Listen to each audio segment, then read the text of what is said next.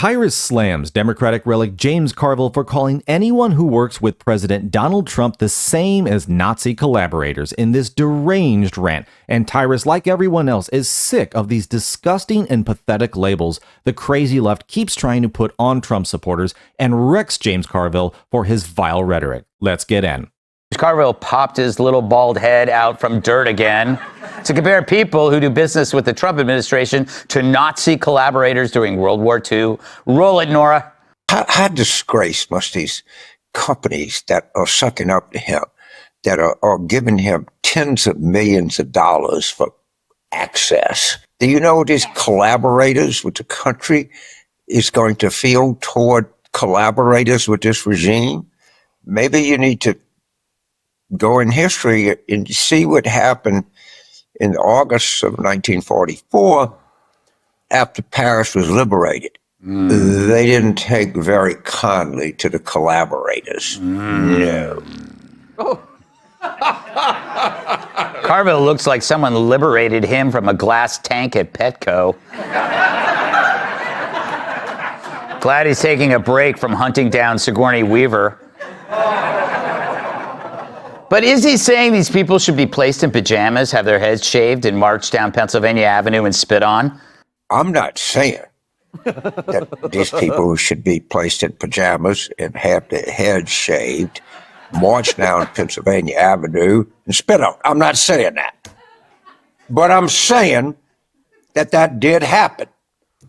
And I'm saying that these people betrayed the French nation in the same way that I think that these law firms and these giant corporate conglomerates are betraying the United States. Now, I'm not saying that James Carville is a barely functioning retard with nothing left of value in this world. I'm not saying that at all. I'm also not saying it's pointless to tar and feather him because he still sheds his skin twice a year. And I'm also not saying if James Carville choked to death on one of his morning feedings of live mice, he wouldn't be missed. Wow, it sure is fun to not say things. Like, folks, I don't know about you, but I am so sick of all of these crazy, radical, whatever lunatics on the left feeling justified for the last 8-9 years to call Donald Trump, all of his supporters, MAGA, Nazi collaborators, fascists, you know, all of these things that imply that they are the worst possible people. The worst possible people. And now he's going to say, talk about, oh, they're treated the same way as Nazi collaborators. Well, we know how they were treated. We know that. So, I'm not saying.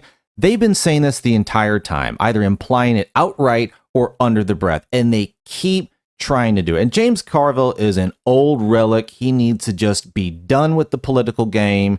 He represents an era that is dying out and no longer exists. And for him to go after these corporations and, anyone who does business with President Donald Trump, the guy who was elected. So it's not a regime. Again, still trying to use that crazy BS language to try to imply, oh, he's like Hitler. He's like, no, he got the popular vote. He got the electoral vote. He is the president of the United States. And they're still going to run with this nonsense. Like, they have nothing else left to offer. And what about all these corporations who are working with Joe Biden, right? Well, are they Nazi collaborators like Mark Zuckerberg, from Facebook, or, when Twitter was getting ran and just pushing propaganda and nonsense all over the internet that we now know exists intentionally, just like MSNBC and CNN, they are projecting the very thing they are onto Donald Trump and his supporters because they just cannot accept that they are the evil they claim to hate. But folks, put down in the comments what you feel about that and whether or not you feel James Carville needs to just go away, retire, and just leave altogether. Hit that like button. Let's get back in. Start not saying things about James Carville more often. All right, Emily, I am going to give him the shout. I'm going to give the benefit of the doubt he was drunk because that guy was a mess. That was horrifying. But let's actually pretend for a second that he wasn't drunk, that he was totally sober, spewing that vile, putrid call, frankly, to violence, right? And we when we hear this too, I think of Lee Zeldin, who was attacked with a knife. I think of Supreme Court justices who had people with guns on their property. I think of the New Jersey judge whose husband and son were shot on her doorstep. I mean, the calls like this to violence, or they Trump actually getting matter. shot. Or the president surviving 2 assassination attempts. Absolutely. But he's talking about collaborators here. He's essentially saying anyone who's daring to stand. But here's the thing. So he talks about betraying the United States. And to me, that was the line. Because what he means is you're betraying the institution that has calcified, obviously, in him physically, but also in the entire government. If you dare to actually represent the will of the American people, then you are considered a traitor to that totally thick institution that has this entire time been laundering our money, been bloating, been forcing people to just remain at the teat forever. He's exactly the institution that we are currently dismantling. So he can enjoy his 2 seconds right now and drinking on air, but it's not going to last after pretty soon. Tyrus, you know what's amazing about that segment is that kind of dialogue is so normalized. It's not even a big deal. A couple of years ago, he'd be gone. I mean, I just wish that the people over at the Lord of the Rings would just give Schmeagol his ring back. He wants his precious back. He's going to be a little asshole until he gets that ring back. Somebody give Schmeagol his damn ring back. And Greg, unlike you, I'm saying it. Yeah. He's a crusty old bastard and needs to get put away somewhere. Like listen, I lived in Louisiana. This dude is rocking the LSU sweater. It's so old. When he got it, it was purple, ladies and gentlemen. But what that really means is they dislike him so much, he goes for a new one. They're like, no, the one you have is fine. They don't like him. He doesn't speak for anyone. If he can't even get a green screen. He can't even get booked on a TV show to drop this loads of golden knowledge. He's alone in a hotel room now. He had to get out of the camper he was doing it with because the neighbor was knocking on the glass going, hey, you didn't turn your sprinkler off. It's been on all last night. He's done. He's from the past. Just give him his damn precious back and he'll go back in his little cave and he'll play with his little riddles and we won't have to see him anymore.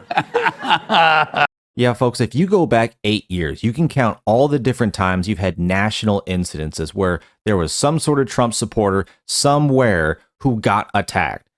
Can you think of anyone else specifically that happened to the other way around? You can't.